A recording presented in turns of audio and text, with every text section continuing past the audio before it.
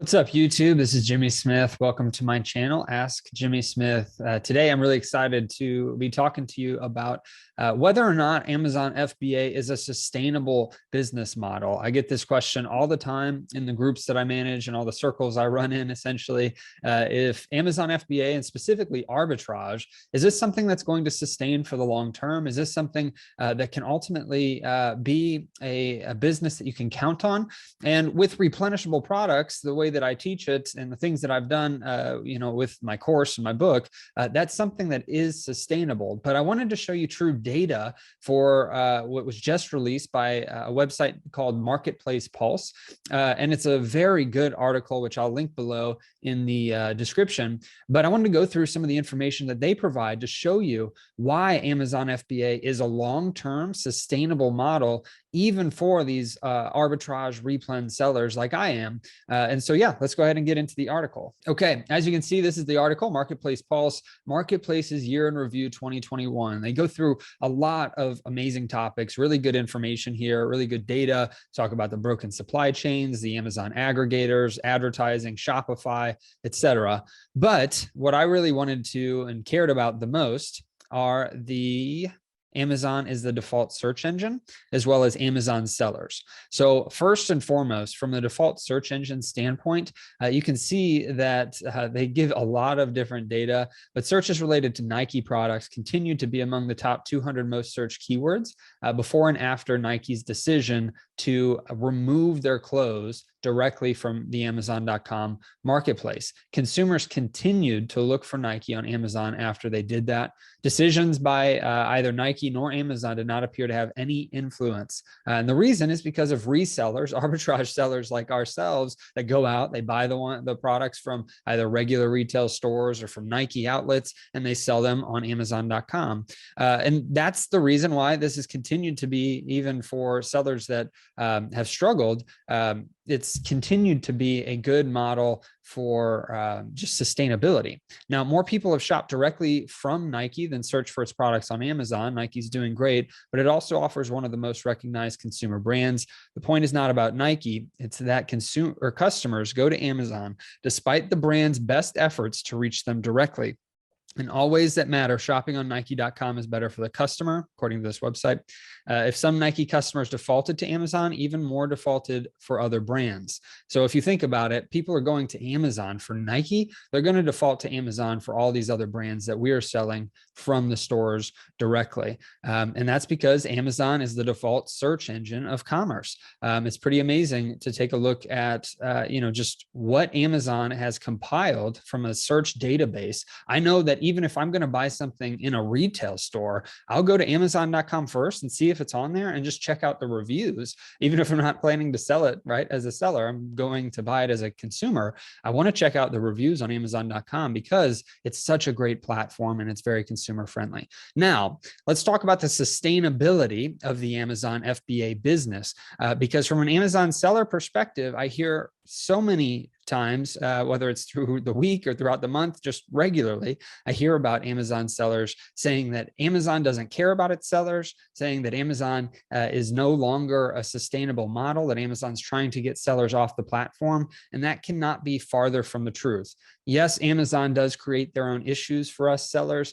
Yes, they do like to throw some curveballs at us from time to time, but as a seller who's been on the platform since late 2015, it was December 2015 when we started, I have seen Amazon go through so many different ups and downs and change things on FBA sellers and even merchant fulfilled sellers consistently. And so to see some of this data was actually relieving for me, because I see all these questions in the group. Sometimes it makes me think, oh, I wonder if they're right, even though I know from my own experience that Amazon has always made changes and they continue to support us as sellers. But this data just helps to prove out the business model even further, even beyond the over 700 testimonials and success stories that have come from the Side Hustle to Full-Time Income book that I wrote and from the course that I've got. Even beyond those success stories, this data still gives further proof to how this Amazon model has been and continues to be and still is today one of the best, if not the best, business model from a cash flow perspective to get started on your own side hustle or make it a full-time career for yourself as an entrepreneur. And there's always things that you can do. And I talk about those different side hustle opportunities on this channel. I'm going to be doing more reviews of them, whether it's wholesale or private label, or even I'm going to talk about drop shipping, not on the Amazon platform, but on some other platforms, some different things that I've played around with, or working with brands directly, all these different things. But first and foremost, from Amazon as a platform for arbitrage sellers, this data is very convincing to me. Amazon's data, cohort data above, which this chart is for me a little bit difficult to read. I like the one below it, which we'll get to in a second. But Amazon's cohort data shows that the marketplace is not saturated. Sellers have been successful for years. Their churn is stable and new sellers find opportunities. That is very encouraging. There, a lot of people say that, you get into an Amazon business and then they end up getting out for whatever reason. Well, this is saying that the churn is stable and the data proves that out. And churn would just be the amount of sellers falling off of the platform after they've already started selling, by the way, for those of you that didn't know. But sellers have been successful for years. Case in point, obviously, myself and the people that I have taught as well. They've been successful for many years over the last few years since that course came out. But also, I've known sellers that have been selling on Amazon since 2010, 2012, and consistently still been able to grow their businesses. Amazon's cohort analysis is total volume month by month, broken down by sellers' first year on the marketplace and represented as a share of the total. And here's where it talks about this chart above. If the top rightmost layer in the chart representing newer sellers, so right up here, these are the newest sellers, this little section, which that pop-up keeps coming up, but that little section up there is the newest sellers. If it were to look significantly different, it would indicate marketplace health issues. It visually represents the balance of sustainability and competition. The marketplace would be saturated if the layer was drastically smaller than during previous years at the same time.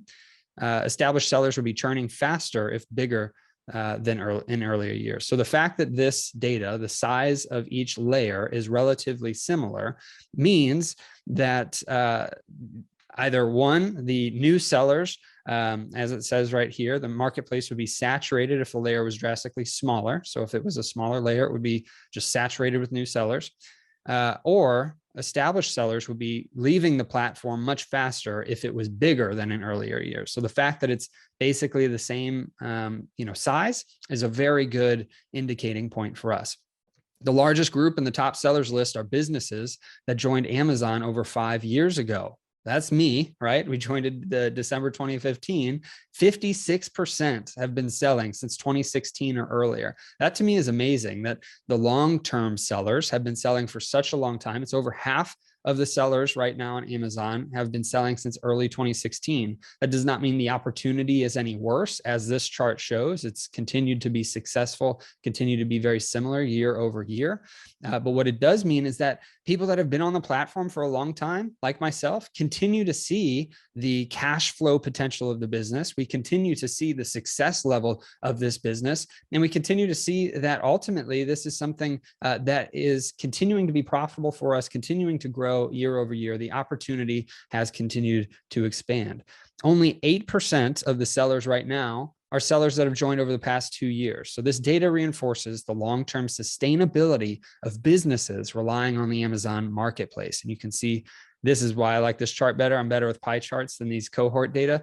But this pie chart before 2016, 42.15. If you joined in 2016, that's 14.29%. So that's the 56% have been selling since 2016 or earlier. And then only 8% have been selling or joined over the last 2 years. So what that tells me is that ultimately, whenever I hear complaints that it's just getting too competitive, that Amazon FBA is now too competitive, that's just conjecture. That's just somebody complaining because they had a bad day, which is easy to do. I get it. I've been there. I've thought the same thoughts, but as the data shows, as the data on my own selling account, as well as other sellers that I know have shown, the opportunity is still growing, still evolving, and still isn't heavily competitive. It's not too competitive for us as arbitrage sellers. It goes on. Top sellers typically remain so for multiple years. For example, 40 to 45% of the top 10,000 sellers continue to be active sellers through their third year on Amazon. 50 to 55% of top sellers continue to be in the top 2 years later, and 60 to 65% stayed in the list after 1 year. And you can see that ultimately top sellers, they've continued to stay on the platform, regularly, depending on how long they've been on. And then it talks about the amount of products, which I actually kind of like this from an Amazon selling perspective as well. We typically sell over 1,000 active products, SKUs at one time. That's around the range. Sometimes it'll drop to 800, sometimes it'll go up over 1,000. So we're one of these Amazon sellers with over 1,000 or more products. But it does say that only 12% of the top sellers had more than 1,000 products for sale. 5 years ago in 2016, that number was 33%. So what that means is that ultimately big brands that Amazon tried to convince, they could not convince them to sell on the site. And so for years, most of the sellers were large resellers with tens of thousands of products. However, increased competition and brands going direct has eroded that opportunity. There are still successful resellers left and new sellers starting with this business model. The trend has also stopped progressing in 2021, but the market had moved on. Private label sellers took their place. So essentially what this is saying is that ultimately a lot of the sellers don't have a ton of products. So from an arbitrage standpoint, to me, that's telling me that, hey, there's still a lot of opportunity for people that do want to be larger Amazon sellers that have a lot of different products in their business. And then it continues to talk about the brands and how a lot of different things have changed there.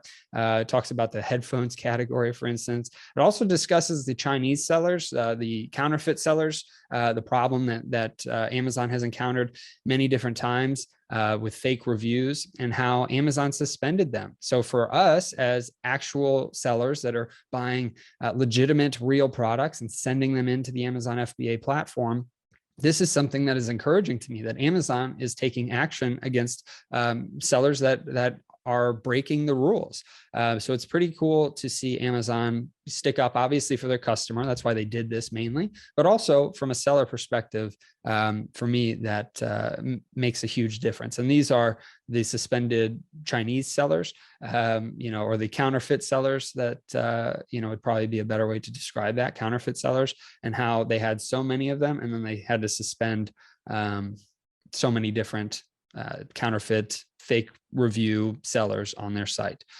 So pretty impressive for me. And then if you continue to go down here, it talks a little bit more about Walmart, and that Walmart is continuing to grow as a marketplace to compete against Amazon. Let me get to that. Here we go. Other marketplaces. Walmart's marketplace nearly doubled in size in 12 months to reach 130,000 third-party sellers. So this is something I highly recommend taking a look at. Do not ignore Walmart. As much as I like and love Amazon FBA as a model, Walmart is continually showing that they are becoming a force to be reckoned with. And they also have Walmart fulfillment service now, so they can compete with Amazon FBA much more heavily. So that is the majority of what I wanted to discuss. It talks about the future and how Amazon is basically obviously the leader in the space, but it's still pretty cool to see how this has unfolded. Honestly, this article to me was very surprising. Whenever I saw this, I thought it was going to say, oh, their competition has really drastically picked up, especially with so many people leaving their jobs, quitting their jobs, trying to start their own businesses, because that's become much more of a trend over the last couple of years due to COVID and the pandemic. So ultimately, this is something that is surprising to me, but also great news to see that we have. Yes, there's competition. There's going to be competition in any business that you go out to do. If you want to be a plumber, there's a ton of different plumbers in your local area that you're going to compete against. And with this, Amazon provides a platform. It's the #1 search engine out there for products. It has continually shown that they want to make things better for us. And actually, one other thing that I didn't pull up the article, but Amazon reduced the IPI score limitation for this next year. It's going to be down to 400 now. So I think it said less than 10% of sellers are going to be affected by any type of IPI limitation. So for that, encouraging news is pretty cool. So Amazon continues to push forward. I highly recommend checking out my website, AskJimmySmith.com. You can see my book there. You can see the course that I put out there and all the different recommendations that I have too, if you're looking for any other type of e-commerce business model. So hopefully this is encouraging for you. It definitely was for me. Again, I will put the link to the article in the description of this post. And if you have any comments, please post it below. I'd love to hear your thoughts on some of this data. Maybe I interpreted some of this in an incorrect way. Maybe you've got different thoughts or different experiences. I'd love to hear that below. We can converse there, and also like, share, subscribe, hit the notification bell, all that stuff that everyone tells you to do on their videos. But really appreciate it. Thank you so much for listening. And I hope that this video was valuable to you. Have a blessed day.